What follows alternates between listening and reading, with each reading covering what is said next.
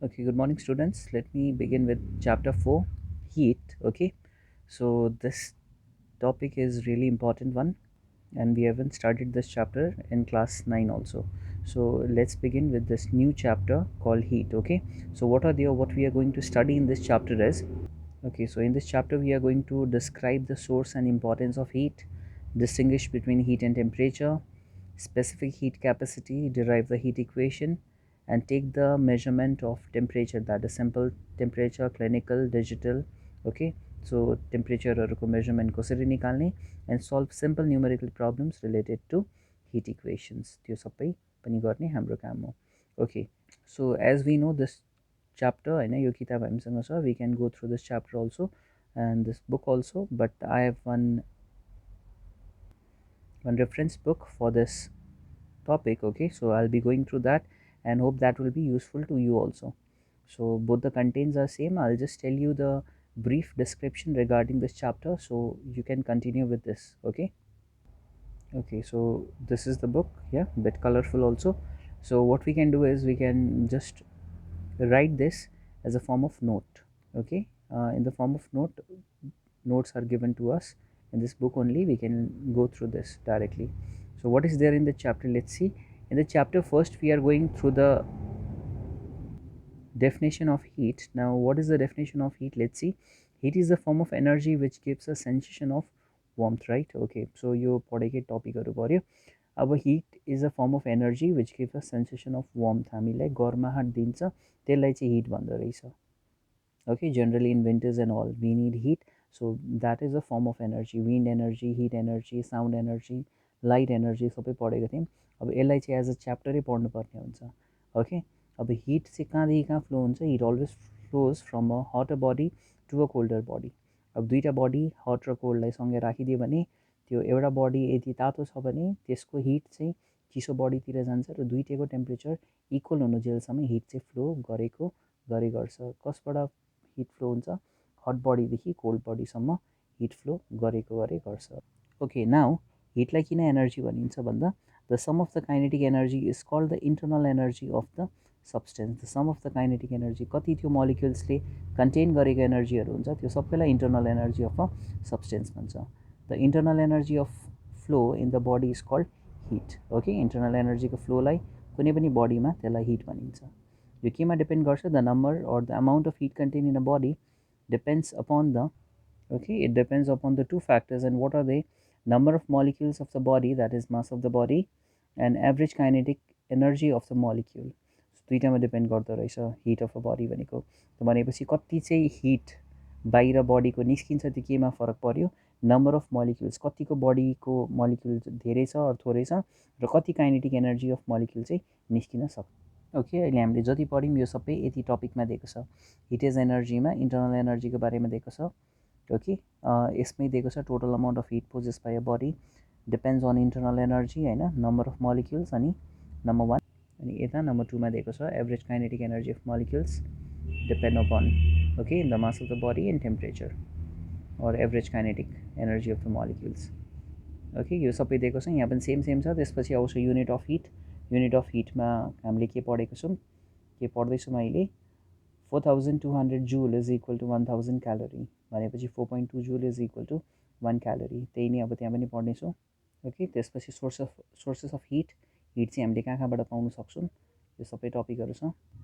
हिटको importance भन्नाले हामीलाई किन हिट चाहिन्छ, केको लागि? बडी वार्म गर्नको लागि होइन, फुड कुक गर्नको लागि, भेसल्स भेहिकलहरू रन गर्नको लागि, सबैको लागि हिट चाहिँ चाहिने नै हुँदो रहेछ. ओके, सँगसँगै अब टेम्परेचर भनेको हो, हिट पनि पढ्यौँ भने टेम्परेचर पनि चाहियो.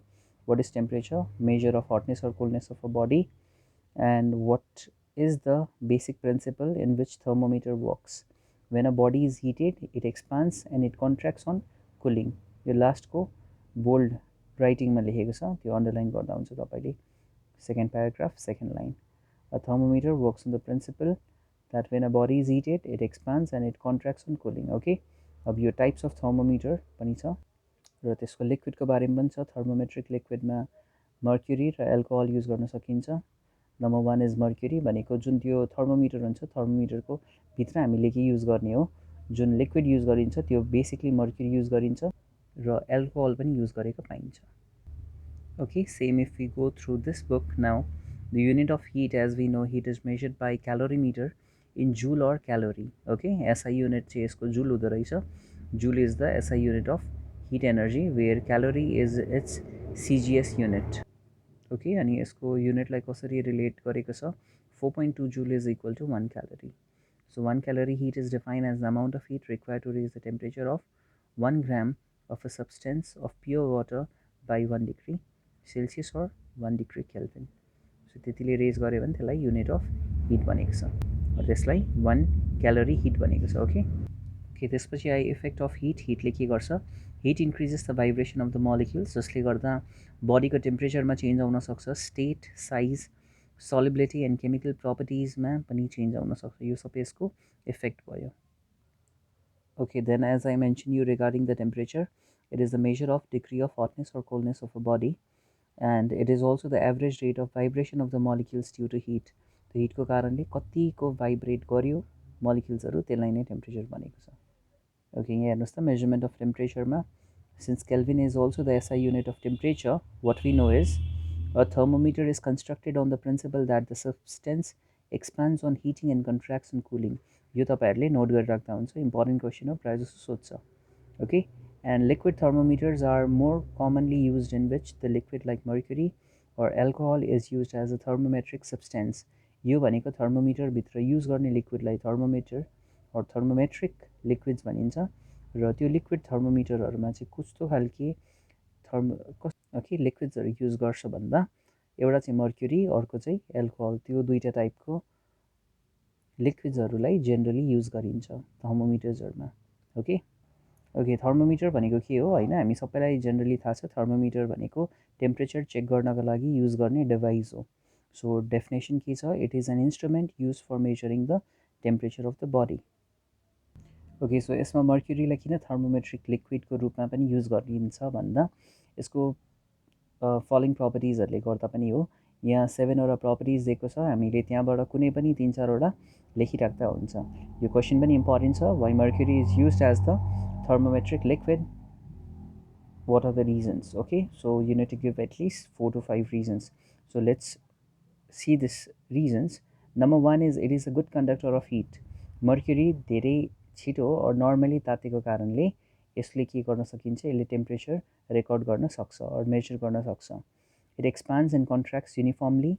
It does not wet the glass capillary. होइन, वरिपरिको ग्लासको क्यापिलेरीलाई यसले के गर्दैन, यसले भिजाउने काम गर्दैन, त्यही भएर रिडिङ चाहिँ करेक्ट आउँछ. त्यसपछि यसको डेन्सिटी पनि हाई हुन्छ. Its temperature changes faster due to its low specific heat capacity. यसको स्पेसिफिक हिट क्यापेसिटी पनि कम्ती हुन्छ, त्यही भनेर टेम्परेचर एकचोटिमै राइज भयो भने फल पनि छिटै हुन्छ. ओके, अनि it has silvery colour, so it can be read easily inside the glass capillary. अब अरू कुनै कलर भएको भए भ्याल्युजहरू रिड गर्न गाह्रो पर्थ्यो, सिल्भर कलर भएको कारणले यसलाई सजिलै रिड गर्न सकिन्छ. अनि त्यस्तै विशेषता छ एल्कोहलको पनि. किन एल्कोहल चाहिँ युज गरिन्छ त्यसको लागि पनि हेरौँ. Okay, alcohol as a thermometric सब्सटेन्समा किन यसलाई युज गर्न सकिन्छ भन्दा, because its freezing point is very low, -117 degree Celsius. So it is suitable to measure the temperature of very cold places. चिसो ठाउँको टेम्परेचर नाप्न एकदम एक्युरेट हुन्छ. Okay, so it is very appropriate for that. and it expands 7 times more than that of the mercury. यसको expansion धेरै नै भएको कारणले यसको रिडिङ अझै एक्युरेट हुँदो रहेछ. But it has some disadvantages also. It is a colourless liquid. It is a bad conductor of heat. It sticks on the wall of the capillary tube. It does not expand uniformly. Expansion छ तर expansion uniformly छैन भनेर एक नासले expand हुँदैन, एकैचोटिमा धेरै थोरै हुनसक्छ. It has a very low boiling point, that is 70 degree Celsius.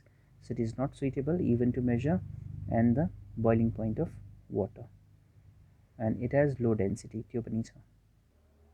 Okay, so these are the reasons why alcohol thermometer is preferred, and also there are some of the disadvantages. Similarly, there were disadvantages to mercury also. Okay, mercury को disadvantage में it is not suitable to measure the temperature in cold region where the temperature is far below -39 degree Celsius, because its freezing point is -39. -39 मा त fridge गर्छ भने 39 भन्दा तल यसले major गर्न सक्दैन। अर्को एडभान्टेज अर डिसएडभान्टेज के छ भन्दा मर्क्युरी इज हाइली टक्सिक होइन, यसले चाहिँ के गर्छ, यो is not suitable for persons because it is very poisonous. Okay, so it should be handled with a great care. So these are the disadvantages of mercury also. So दुईटै alcohol र mercury दुईटैको advantage र disadvantage दुईटै थियो। अब हामी वाटरमा जाउँ, वाटरको advantage के छ र वाटरको डिसएडभान्टेज के छ, किन चाहिँ त्यसलाई थर्मोमेट्रिक लिक्विडमा युज गर्न सकिँदैन कि सकिन्छ के छ होइन, हेरौँ त्यसको बारेमा। ओके, यो कुरा अब यस्तो भयो, अब पानीलाई चाहिँ किन नहालौँ थर्मोमेट्रिक लिक्विडमा। यदि एल्कोहललाई युज गर्न सकिन्छ होइन, मर्क्युरीलाई युज गर्न सकिन्छ, तिनीहरू त अलिक कस्टली पनि पऱ्यो। वाटर युज गऱ्यो भने वाटर कस्टली पनि पर्दैन, त्यसले गर्दा थर्मोमिटरको के हुन्छ, प्राइस पनि कम्ती हुनसक्छ। तर के वाटरलाई युज गर्न सकिन्छ त थर्मोमेट्रिक लिक्विडमा? So if you think of that question then your answer is no. Okay, so why, किन चाहिँ पानीलाई युज गर्न सकिँदैन as a thermometric liquid? Okay, किनभने नम्बर वानमा दिएको छ pure water is a bad conductor of heat, त्यसले हिट मेजर गर्न सक्दैन युनिफर्मली। सँगसँगै it sticks on the wall of the क्यापिलेरीको वालमा टालिँदो रहेछ। It has low density, its expansion rate is not uniform र it's specific heat capacity is high, त्यसलाई तातिन धेरै टाइम लाग्दो रहेछ। त्यही भनेर टु राइज इन टेम्परेचर यसलाई धेरै टाइम लागेको कारणले यसलाई युज गर्न सकिँदैन। Okay, so just think of these questions and try to solve. Why is mercury used as a thermometric liquid? And why is mercury thermometer not suitable to measure the temperature of a very cold region? Okay, your question plus this one also, why do we use alcohol thermometer in a very cold regions?